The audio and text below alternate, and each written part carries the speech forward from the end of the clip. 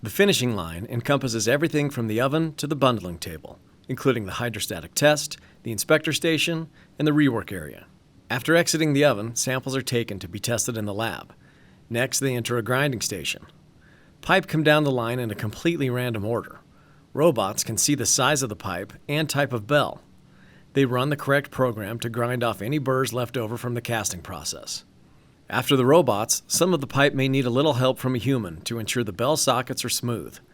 This grinding is cosmetic and not for changing the dimensions of the bell.